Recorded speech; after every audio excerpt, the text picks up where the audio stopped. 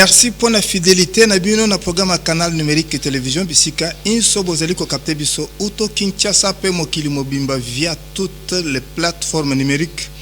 Boye malamu na nouveau numéro ya Tribune Libre. Bonne fête.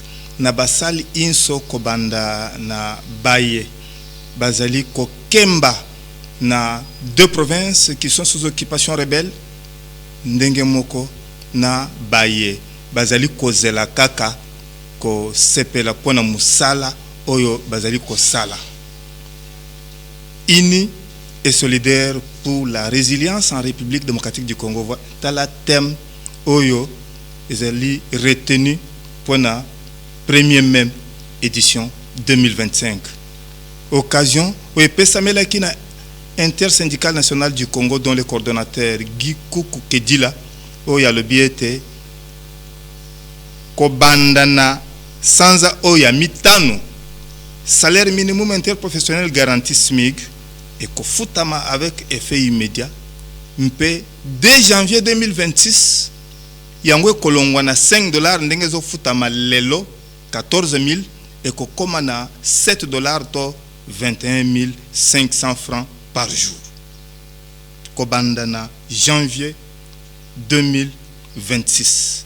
D'ailleurs na Masolo babeta qui na 37e session ya Conseil national du travail avec 28 points où ils allaient qui retenus et puis débattus ba kangi makambu yoko yoko net suppression purement et simplement ya ba société de placement pambate les ande batu mususu o bazali kozwa musolo ya malonga à la place ya basali o bazali détaché ya senga kikutu que ba pesa prime te na ba assassin bayaka kotangisa makila et puis bazo zela ete simana yango bayako konza lisusu au profit ya partage.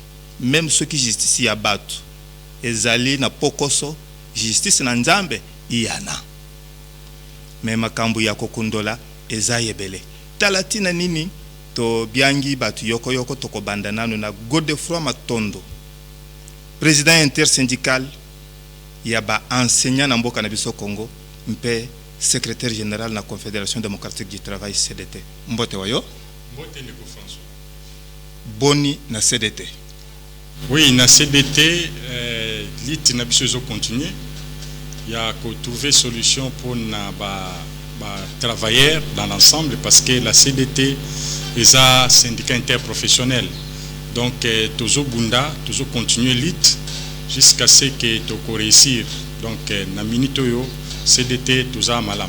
Yamboto kota na masolo ya lelo particulièrement na thème retenu pour la fête du travail lobi to utaki kolekisa mokolo oyo etaleli ba tangisi balakisi ce qui mutune tunami na yo na thème ezala ki retenu le lenge kani tokoki ko transformer à partir de l'éducation mpe le lenge kani tokoki otonga toko bâtir à partir ya formation et ya noye kozalani. Oui, thème ezala ki transformer pour éduquer pour transformer et puis transformer pour réussir. Je vous dis au moni namboka na biso tozo connaître ba problème ebelé parce que mutu il faut la transformer par l'éducation. Éducation, il faut la éducation à malonga. Tant que mutu azana éducation à malonga te ata ba pesie ki bokonzi. On remarque que mutu wana akosala ata eloko moko ya malonga te. Akokata ko sala ta sala moka muke akokate parce que il est d'abord mal éduqué. Yangono moni na ministère na biso éducation tozali obligé ya ko éduquer batu. Et puis, Moutope a formé, a pénil, parce que tu n'as pas la formation, au connaissant les loronini, tant que responsabilité. Donc, il faut Mouto Azala éduquer et puis Azala former. C'est Eza Oyo, Bisso na niveau d'éducation, na Katia ministère, na Bisso Oyo, Bisso fallait toter les méla pour que les choses aient qu'un déliboso. Mais Moutope Azoko éduquer, ne wana to bengi molakisi. Molakisi wana zo formé bateau.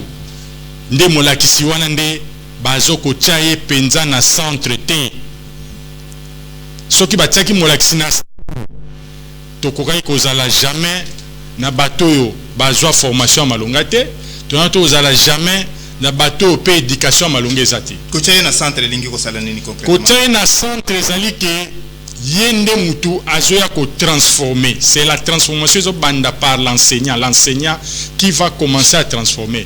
Il faudra que cet enseignant là bachaye na ba condition où eza normal. Il y a travail azana ba outil ya travail afuta malamu azana lolenge muka malamu pe mutwana akomi pesa pe asala musala malamu. Mais ndenge ezai kolikana na mboka na biso, je vous dis ba enseignant ba se sacrifiaka. Ce que zalaki ke esenga makapenza ke non mutabo ya na musala ndeo na tozana balakisite uringa omona balakisi nyonso banga boya musala pe bavandi parce que oyo baza la manière dont ils sont traités ils ont passe. Ce sont des patriotes. Ce qui est qu'est-ce qu'il faut concrètement de sorte à ce que tout améliorer qualité d'enseignement dans Mboka Congo pour lobby banana biso ba pesa penda kisabisika mususu oyo biso to komi lelo risé. Et là on a zolo ba yango wana kaka donc tozo senga pour na ko améliorer qualité il faut enseignant azala calme paisible azala calme ayeba ko préparer ba leçon na malam ayezala na ba outil à travail ba o nyo se sengi pour travailler il faut azala nango. Mais quand l'enseignant est démotivé azana salaire moko dérisoire asi siko tangisa azo raisonner siko na ozonga na ndaku mwana nanga mwasi nangai bakolia nini akomi ko raisonner esikani ya ko kende ko trouver mbongo ngana benga nkuta akomi ko sala gymnastique intellectuelle ya ko raisonner je peux attraper l'argent où pour azonga na ndaku et tant azo zonga na ndaku il faut susu ayal susu lobby et puis il faut ba enseignant à travailler ka na lo baka 24 heures sur 24. Parce que tant qu'il y a Moussala à travailler ici, il doit faire la recherche, il doit préparer des leçons, et il faut préparer pour que lobby atteigne sa malam. Mais tant que Moutouana a à l'aise, on dit on donne que c'est qu'on a. Tant que très fatigué, moi na tika kinanzala, moi na moko pasenga keso kinini, tamsu moi na n'écoute pas autant gâté parce que azangi mbongo ya kofutela moi na soit il transporte frais. Donc c'est un problème très sérieux.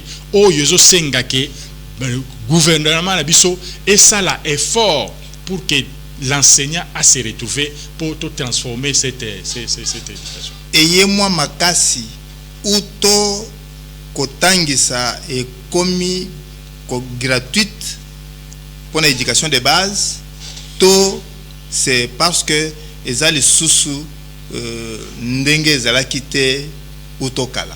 Et c'est ngelinde ko améliorer particulièrement mosolo pour la motivation na ba infrastructure to nini particulièrement.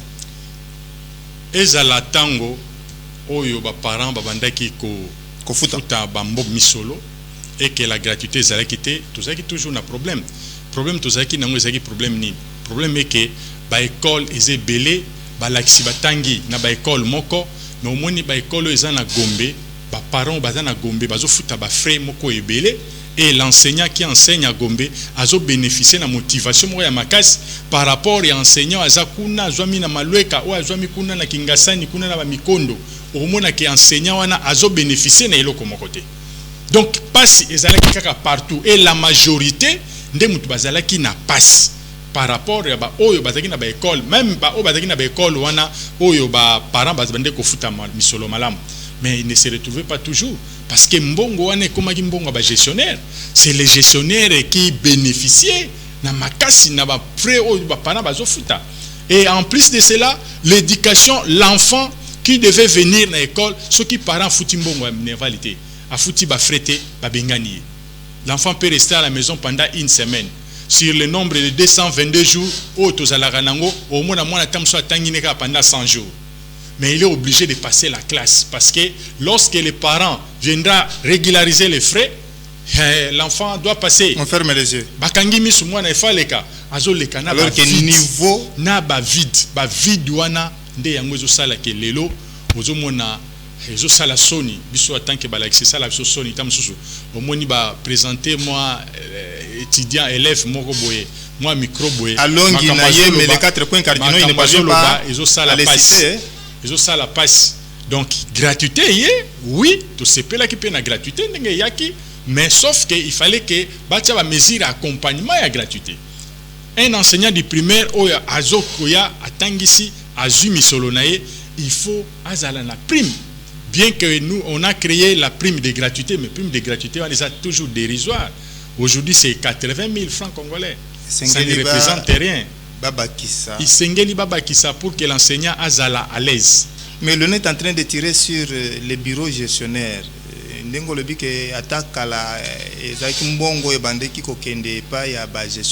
que maintenant on ne peut pas directement par les cornes supprimer le bureau gestionnaire, tirer beaucoup sur les bureaux gestionnaires ou bien pour équilibrer?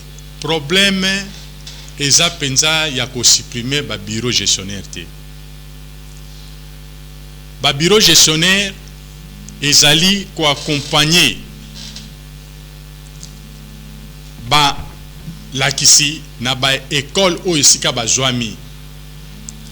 Problème toza na ngonde ezande na ba effectif pléthorique o eza na ba bureau gestionnaire. Bazo respecter cadre organique te. Bureau gestionnaire est proche à l'école. Quand il y a un problème, on va directement à l'école. Et vous trouvez une solution. Mais les problèmes sont l'effectif pléthorique au bureau gestionnaire. Au bureau gestionnaire, ils ont 49 agents. Mais vous trouverez dans ces bureaux gestionnaires plus de 200 gens. Que faire? Par rapport à cette situation, c'est la rationalisation. C'est la rationalisation. Il faut rationaliser. Rationalisation veut dire baye batali bureau gestionnaire oyo est un effectif pléthorique. Ils ont le bureau gestionnaire quelque part kuna oyo nan kut bakokisi ata cadre organique conformément à la demande. Ba redéployer banja batindiki bango kuna. Mais il y a toujours un problème. Le problème est que na Kinshasa, le bureau gestionnaire est presque la majorité, je peux dire même à 90%, ils sont déjà pléthoriques. Là où le bureau gestionnaire au Kei, au Koutika Kana, entité Moroboé, na bureau il n'y a que 2 agents qui sont payés. Sur peut-être 40, sur peut-être 30, il n'y a que 2 qui sont payés.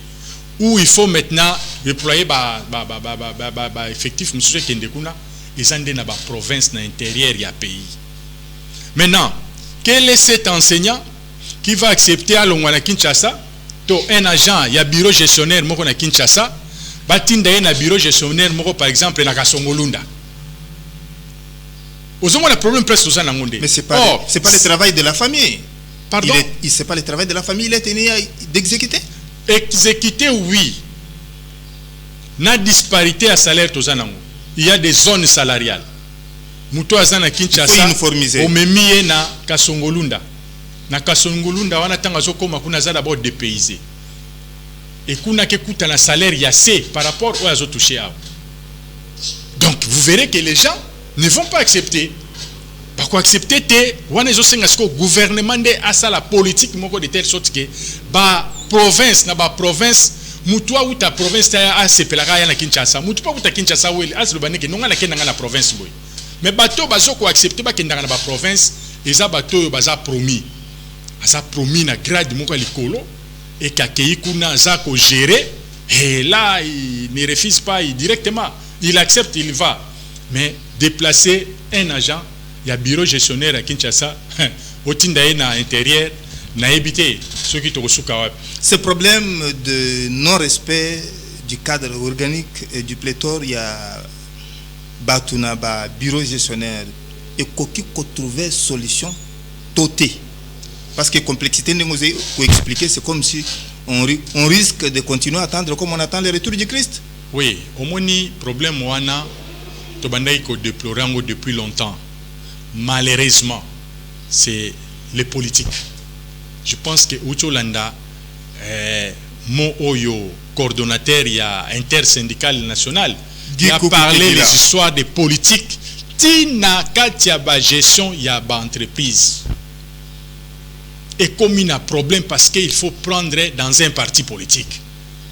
Comme le parti politique est là, il faut prendre quelqu'un là-bas, même temps, il faut la méritocratie. Il travailler parce que le parti doit vivre. Les problèmes que nous avions, on avait 20 provinces éducationnelles, si je ne me trompe pas, entre 20 ou 30. C'était question à Kofongola. La province éducationnelle, na ba sous-division, pour diminuer un peu l'effectif qui déjà pléthorique parce qu'on avait dépassé les cadres organiques. Malheureusement, on a créé Fongoli, créé la province Moussousou, na ba sous-division, na ba bureau gestionnaire. Alors qu'il n'y avait pas un besoin réel.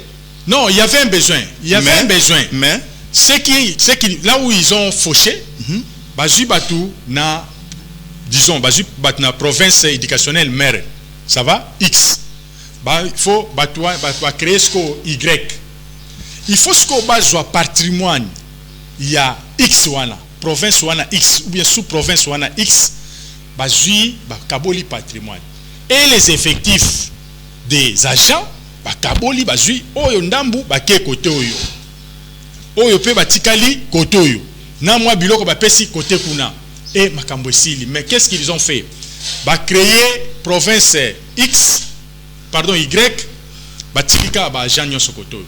Voilà. Engager siko kuna. C'était une récompense. Et à quoi tozalaka na ba province muketo comme siko na 60 provinces éducationnelles. Donc nyonso wana ezalaki pour chercher à prendre les leurs bachacha bango. Koto yo batikali kaka ndenge bazalaki. Et tu trouves ni munisco place et ko tcha difficulté. Mais programme moko ezali avec la Banque mondiale et la rationalisation. D'ailleurs le lobby kutu babengi sibiso naza membre du comité national. Il y a rationalisation. Déjà demain on nous a appelé à une réunion là, un atelier. Je pense que c'est pour que tout banda makambuana parce que eza na Banque mondiale mtezo ko soutenir. Besoin matana balance hein. Il faut nécessairement se peser de sorte à ce que la solution soit trouvée. C'est ça le souci. Souci c'est ça, il faut solution à la trouver. Il faut la trouver parce que on ne peut jamais accepter tous à la naba effectivement pléthorique. Certaines personnes peut-être une fois, deux fois, ce n'est pas du tout bien enseignant. Chaque jour, préparer, donc il faut prendre l'équilibre. On a besoin de bureaux gestionnaires. Les écoles ne peuvent pas exister sans bureaux gestionnaires. Vous comprenez? Donc on a besoin de bureaux gestionnaires. Biso tokoti kaleneti singa sima ya tonga toko biangisa yo poto ya kokondolanga tozoka tsana na ngambo be vitre outro na magistralement rigen maleu na Daniel Chisungu de sorte à ce que toko kokozwa mwana mboka Sheikh Abdallah Mangala Loaba moko ya ba représentant légaux ya communauté islamique au Congo pambate tango ba silisaki fête ya Ramadan mokambi mboka Félix Antoine Tshisekedi Tshilombo asenga kibango bakoka ko zonga na bomoko parce que le comme monstre à trois têtes comme triumvirat bazonga na bomoko et puis batia une commission en place pouvant identifier et les imams et les mosquées parce que nous apprenons qu'il y a même des imams autoproclamés mais yé akoye bisebiso tokomi wapi na ba commission et sous-commission mise en place par le ministre d'État chargé de la justice Constant Mutamba Tungunga tomoyoka tokoya kosonga.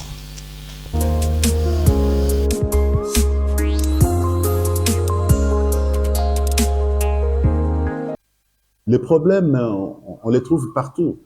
Mais l'islam nous dit, quand il y a un problème, il faut nécessairement qu'il y ait une solution. Et chercher à trouver une bonne solution. Et une bonne solution ne peut jamais provenir de n'importe quoi, ou bien de oisivité. Une bonne solution provient d'une réflexion, n'est-ce pas?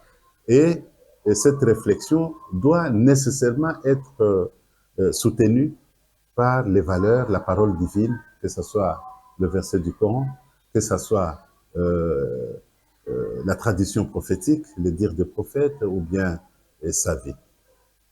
Voilà Aujourd'hui, il est difficile. Personne ne peut te dire comment c'était passé. Et d'ailleurs, il y a d'autres langues qui disent que nous étions infiltrés. Nous étions infiltrés. Les choses qui se sont déroulées, d'abord, ça ne cadre pas de l'islam. Et les amis d'autres cieux nous ont interpellés. Qu'est-ce qui se passe? Bon, s'il y a un problème, ça ne peut pas manquer. Même si aujourd'hui nous mettons fin à ce problème, peut-être il y a d'autres problèmes qui vont surgir, mais il y a toujours les méthodes à suivre. Comment nous pouvons donc essayer de résoudre le problème? Les autoproclamés, comme vous venez de le dire, je ne vois pas une communauté, la Oumma, donc un pays, ou bien une structure, allons plus loin, un pays, allons plus loin, une organisation qui se respecte, se veut avoir de bons résultats aussi longtemps que l'organisation sur les ressources humaines ne sont pas bien respectées. Ça, c'est une chose. Et c'est une interpellation pour les musulmans. Je pense, à mon humble avis, la réforme commence par là. C'est comme quelqu'un qui s'est converti aujourd'hui, il dit, je dois suivre ce que Dieu a autorisé et abandonner ce que Dieu le Tout-Puissant a interdit. C'est la transformation de l'homme. Alors, la réforme dans nos textes que nous avons, nos statuts, je pense que les textes ne sont pas loin des valeurs. Ces textes expriment textuellement ce que Dieu a voulu. Et là, je félicite encore une fois en mettant notre mémoire sur ceux qui ont organisé cette communauté, les fondateurs. Aujourd'hui, pour la plupart, ou bien la majorité, ne sont pas à vie.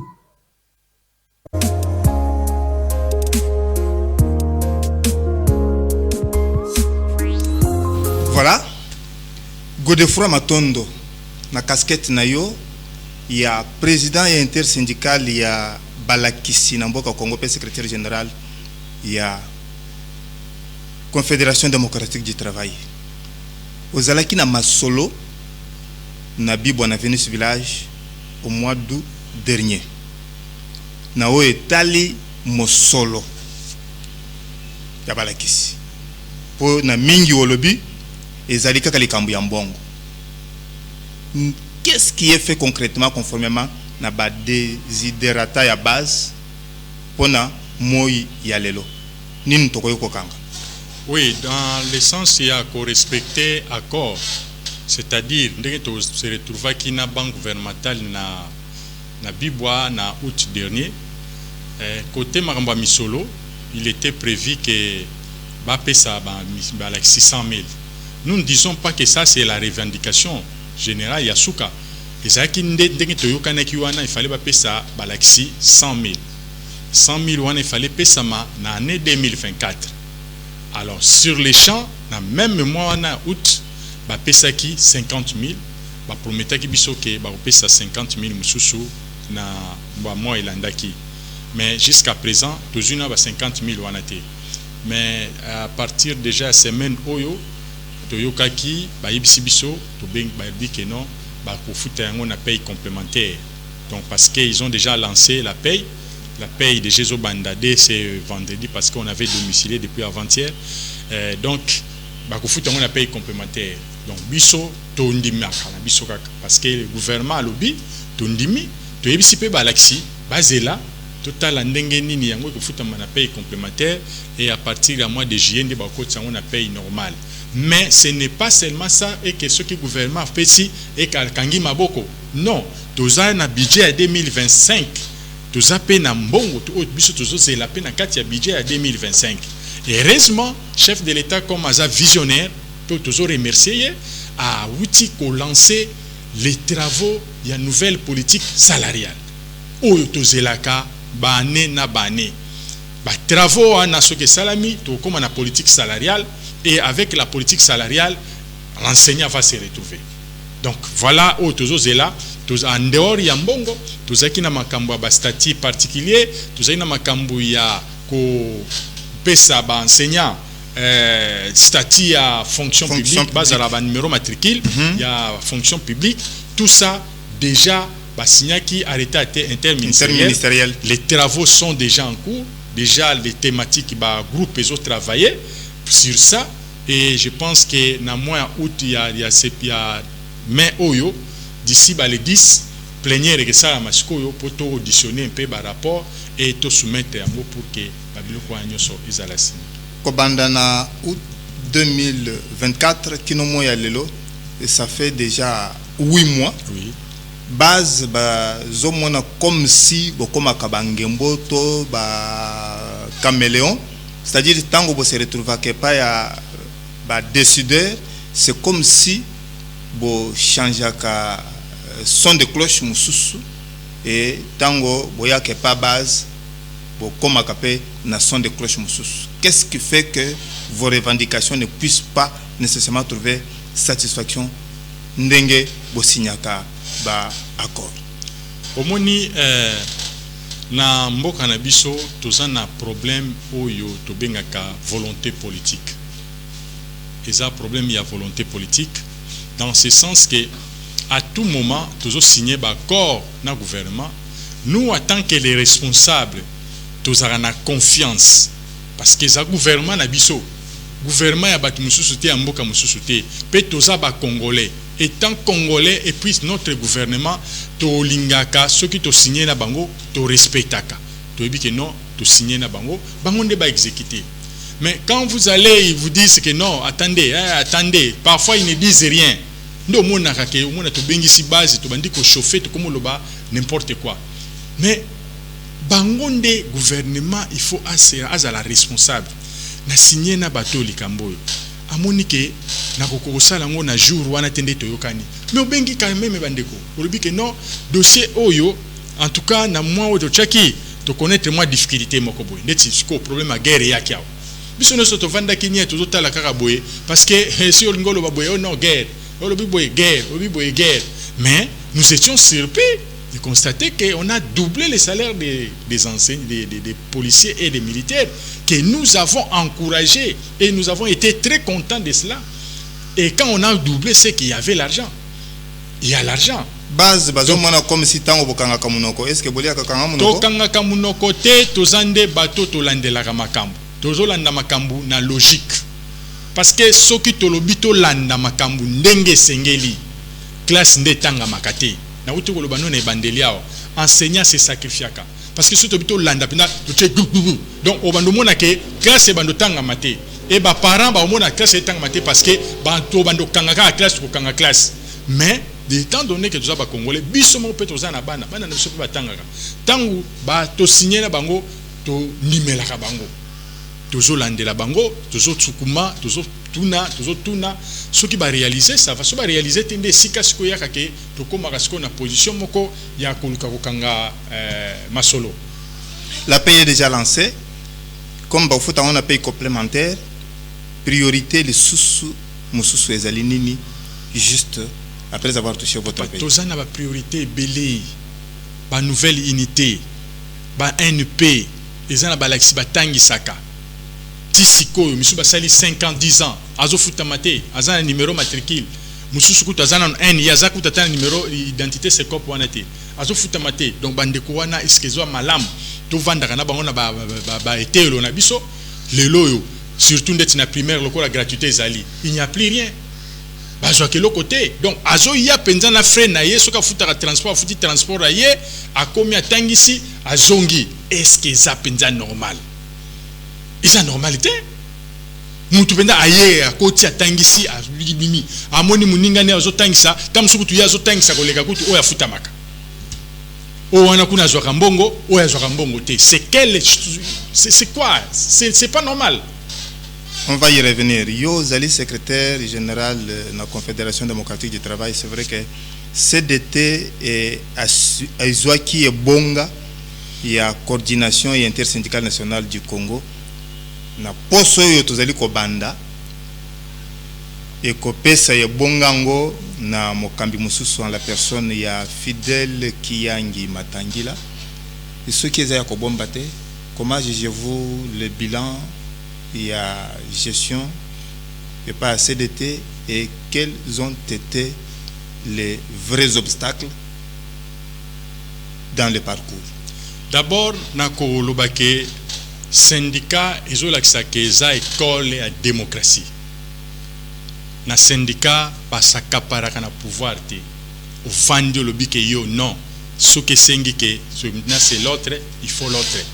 Ruyoki yango, ils ont passé démocratiquement.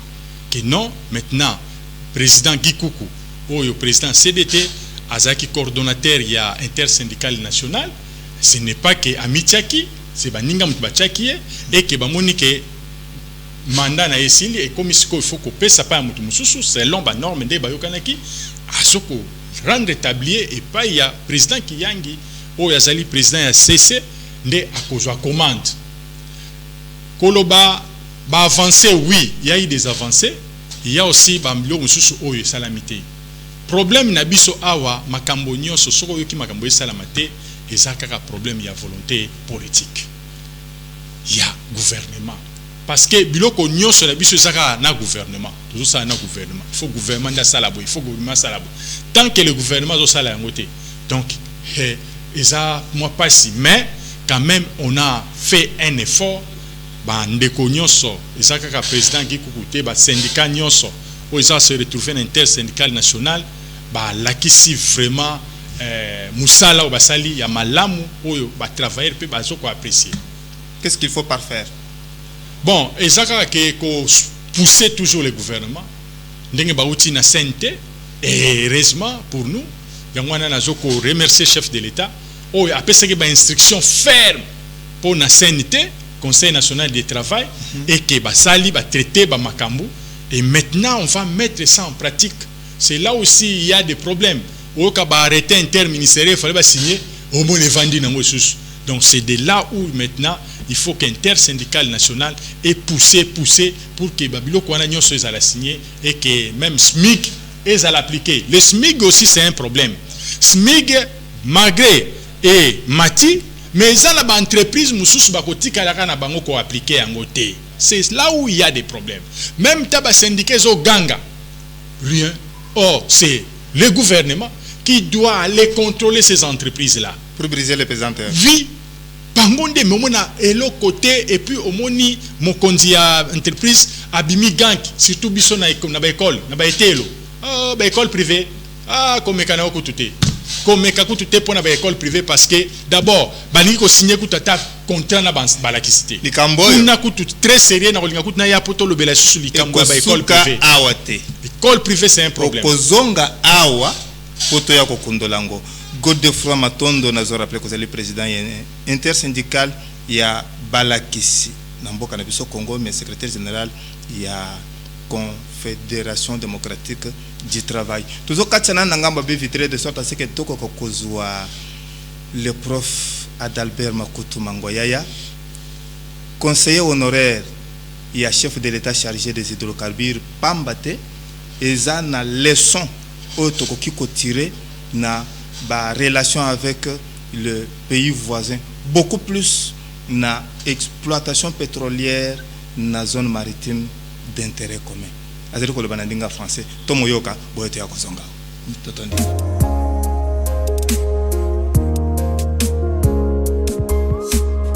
Adalbert Makutu Mangoyaya, conseiller principal du chef de l'État chargé des mines, énergie et hydrocarbures honoraires.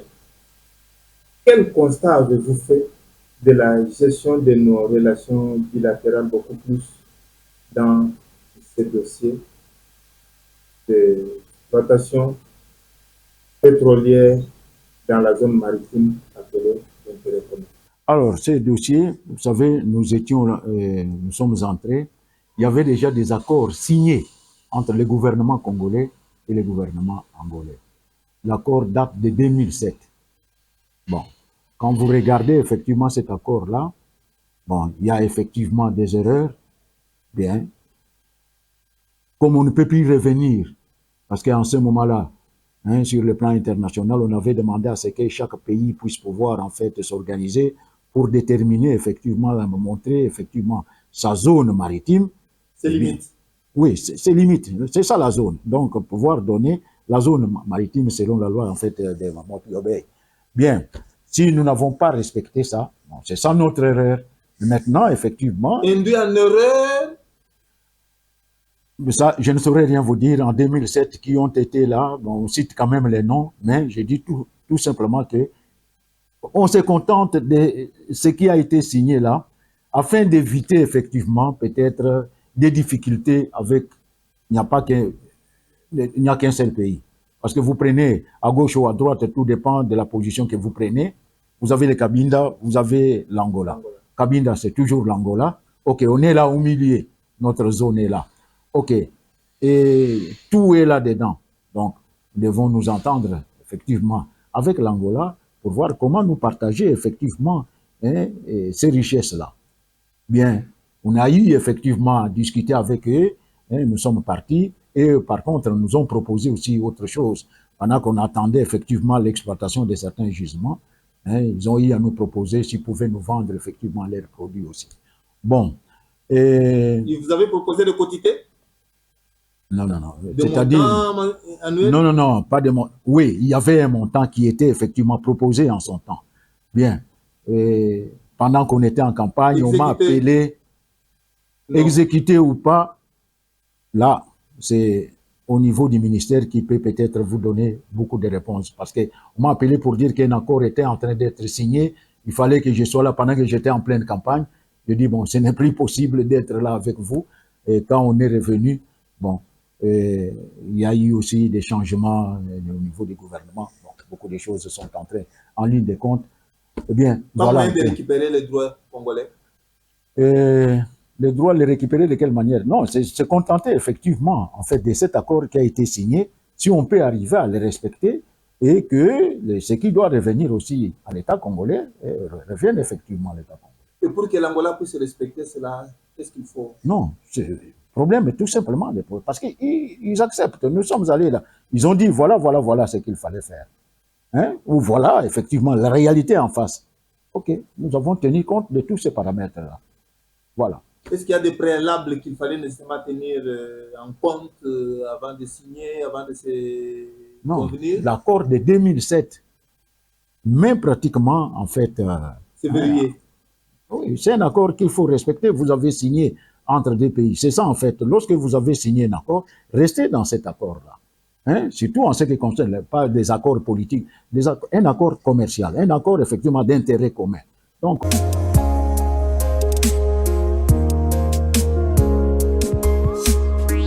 Merci, merci.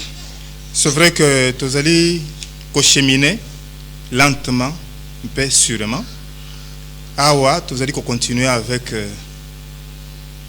Mwanamboka David Steve Diante Zompongi, président national et association nationale des parents d'élèves et étudiants du Congo à Napeko. Mbote Wayo. Mbote Ndeko journaliste. Bonne fête. Merci Yope Lokola. Merci. Vous allez continuer d'abord avec Mutuna, comme vous allez représenter Boti ya Bana, vous allez Kotanga, Mokolo ya Lobby, to l'exeki journée Mobimba, na Tina ya Botangis. Ce qui Mutuna tunami na yo, le lenge kani, tokoki ko transformer à partir de l'éducation, et puis comment tokoki kotonga à partir de la formation et ya noye kozala nini parce que ezali retenu na thème ou ezali ki retenu na mokolo ya hier. Non, thème retenu ezali ya mutuya mingi po tozali na mukumbi ya ministère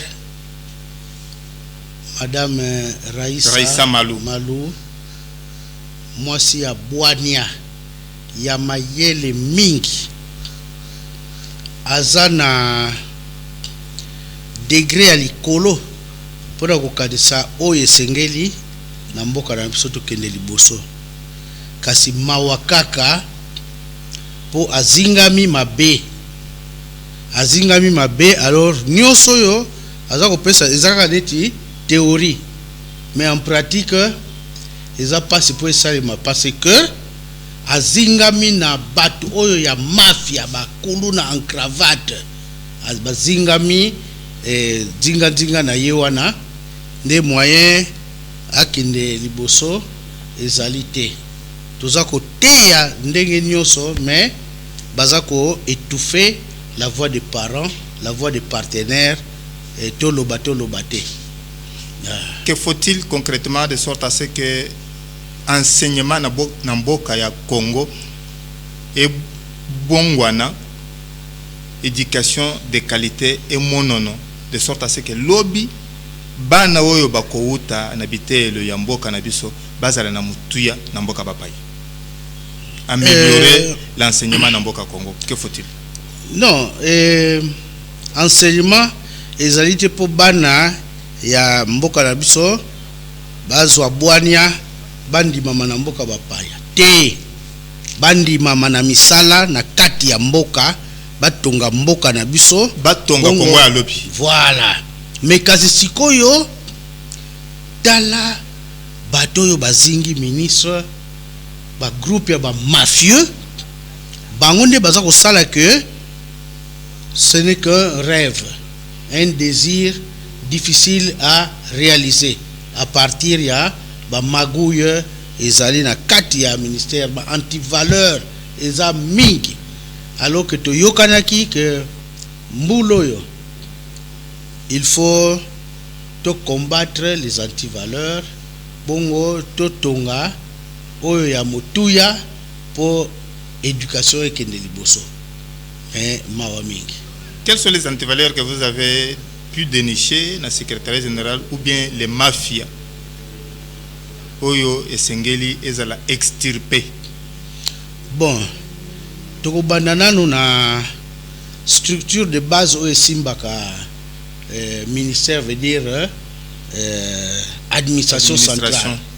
Administration centrale et kambami na secrétaire général oyo azako yeba musala na yete ayeba ko tambusa musala ndenge mokonzi ya ministère alingi te meye azaka kawana pona ko exécuter ba volonté ya ba oyo bazingi ye na kati ya administration centrale ba kolo mafia ya kosakada te papa oyebi que na ba mboka nyonso surtout na Italie sika mafia ibanda tina ba États-Unis tibana bato yo basalaka mafia nde bato bazaka mayele koleka. Alors mayele wana c'est comme ça qu'on se constitue des gangs, des bandes parce que les tireurs de ficelles bazana sima.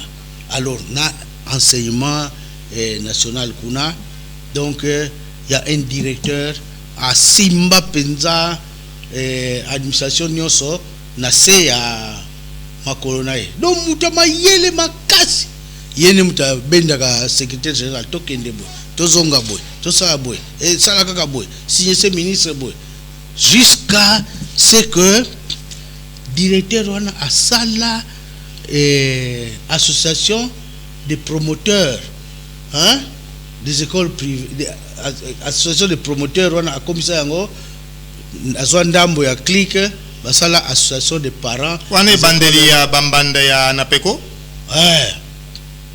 donc akeko sala association de parents des élèves des écoles privées alors que mopeko epekisi ba autorité scolaire bakota na makambo ya ba parents na ba école mais ye akeko sala yango ale akeko yokana na ba mafieux comme ye na cité allez apesi bango ba statut ba signer ba cofondateur ye avandi na sima tireur de ficelle allez sikoyo bakeko zo ba faux document ba document oyo secrétaire général ya ministère ya justice a dénoncé yango alobi eza ya mabe kasi ye wana dossier atango mangobe ils ont tango mangobe te tango bien avant mangobe tango secrétaire général Isaïki Lufudisabo avec le ministre Maker. Maker Mwango Famba. Voilà, nde bagé ko sala mikanda ya lokuta na tout ça. Et ministre Maker a meki ko pesa moi ouverture comme ça ba bongisa la forme hein, pour commandant mais ba bongisi yango te. Alors mikanda ba pesa bango pour une durée de 6 mois. Bango tilelo banda 2016. Tilelo yango batambola kanango. Tozana mikanda o elongo bani allez secrétaire général Mangobe a longoli association wana comme partenaire à cause des conclusions moninga na secrétaire général de la justice. Non Mathieu Mukenge a quelque chose qui sango ba bitala place to banakolia nde awa na sima association oyo et to tia bango ba intervenant na ba. Est-ce que le secrétaire général Mathieu Mukenge a mal conseillé sur ces dossiers-là ou bien peut-être il n'a pas les soubassements? Non seulement qu'il est mal conseillé, mais il est de mauvaise foi. Donc à côté na jeu parce que bisoto pesier ba document nyon se ont prouvé que secrétaire général il y a ministère de la justice a boyi mikanda oyo ba pesa bango na directeur chef de service à culture association mais atinga mika kana nani wana. Alors biso tango to dénoncer makambo n'est pas ya ministre malhonnête qu'il est, il n'a pas eu le courage tango apesi réponse pas ya ministre apesa biso copie parce que biso makambo nyos to dénoncer ka to pesa ka ye copie attends tu n'es pas ministre il faut avoir copie pour moi que nous ne sommes pas des fourbes, nous ne parlons pas derrière le dos des gens. Donc pour les mais si quand on va répondre na ministre a boy copier sa biso ma copie parce que ayebi que ministre ne maîtrise pas suffisamment les dossiers. Nous pouvons dire que la question a été réglée au niveau du ministère. Oui, on ne peut pas encore régler. C'est pas encore réglé. Ba régler sur le dos des parents. Biso ba copier sa mbongo na ba des fourbes là qui viennent de bénéficier de la complicité à Mukenge pour bazongela ou que soka bambongo na ba école bambongo biso ba parents zopesa. Non, ça ne va pas se terminer comme ça. Et nazako banga que comme grogne ils ont seulement côté ba parents mais même côté ba gestionnaire notamment ba coordonnateur et tous les autres partenaires bazolinga koyamba bangote donc démarche nyonso pona bayamba dommage poto yambama jamais parce qu'on freine kaka on isole la ministre d'État azala en contact na bato bakoya ko pesa ye vérité ya ba problème za ministère. Donc ce Mathieu Mukenge n'est pas à sa place. Je me demande même comment bon certainement que alors, le vice-premier ministre, ministre de la fonction publique, ayebina no ba dégâts au salaté. Il devait les chasser. Quelle peut être la voie de sortie pacifique? La voie de sortie pacifique, ils que ministre à tenir compte de l'observation, à tenir compte de l'observation. Il y a secrétaire général du ministère de la Justice qui lui n'est pas sous notre emprise, qui n'est pas mais a péci éclaircissement que Mikanda directeur chef de service à pesa qui ezali ya lokuta mais bango kuna oh non le ministère de la justice a déjà tranché. Le ministère de la justice qui tranche, c'est pas le ministre de la justice, c'est le ministre d'État de la justice qui doit trancher. Mais un petit directeur là, chef de service, oh c'est lui qui a tranché, il a tranché. Vous voyez des choses. Est-ce que l'on peut vous confronter de sorte à ce que l'on puisse trouver ici clair? Bon, madame la ministre Megaï ko sala yango, mais Mathieu Mukenge tel qu'il sait qu'il va mordre la poussière à Koyaka jamais. Quand des thèses est là, lui il peut pas venir parler. Il peut pas venir parler parce que je vais le confondre de A à Z avec son directeur. Likamboyo. Ah. Eko Sukawate. David Steve Diantezon Pongi nazo rappelé que le président national ya anapeko tokobiangisa yo awa poto ya kokundolango totondio. Ngai nazali toujours au service de la vérité et au service ya mboka na biso parce que éducation soki ebongi te nous sommes en train de bâtir sur du sable. c'est na éducation nde tokotonga mboka base nyonso yango wana. Na kombo ya Daniel Chisungu, Firandongala, Richard Ndambu, Guillaume Mubenga, Kobo Sanateur Igen Maleo, mingi bino ba iboziri ko tambola na bendela ntomba Kongo na mitema na bino, François Mukanda atondi bino tokutani mbalasiwa.